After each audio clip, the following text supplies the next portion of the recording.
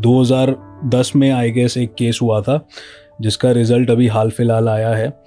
तो उसमें एक डॉक्टर साहब थे, ऑलरेडी मैरिड थे, उन्होंने अपनी एक गर्लफ्रेंड थी उनके साथ शादी करी, शादी नहीं करी सॉरी, उनके साथ फिजिकल रिलेशनशिप बनाए। फिजिकल रिलेशनशिप बनाने के बाद गर्लफ्रेंड को पता था कि डॉक्टर साहब की शादी हो रखी है। उसके बाद इनके बीच में कुछ खिटपिट हुई, लड़ाई झगड़ा हुआ, दोनों अलग हो गए। तो मैडम ने जाकर डॉक्टर साहब के अगेंस्ट एक फॉल्स प्रॉमिस टू मैरी का केस डाल दिया, रेप का। अब कोर्ट भी इन बातों को समझती है, भैया आप दोनों एडल्ट्स हैं, ठीक है।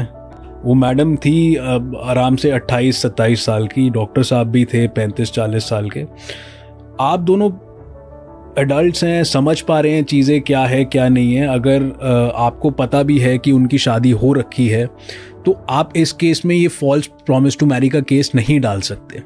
उल्टा डिस्ट्रिक्ट कोर्ट ने उनको सज़ा दे दी थी इस बारे में डॉक्टर साहब को, लेकिन जब बात हाई कोर्ट में आई तो हाई कोर्ट ने उनको फ्री छोड़ दिया, बेल भी दे दी, हर चीज़ दे दी, केस भी रफा दफा करवा दिया, जस्ट ऑन द प्रीटेक्स्ट की, जस्ट ऑन द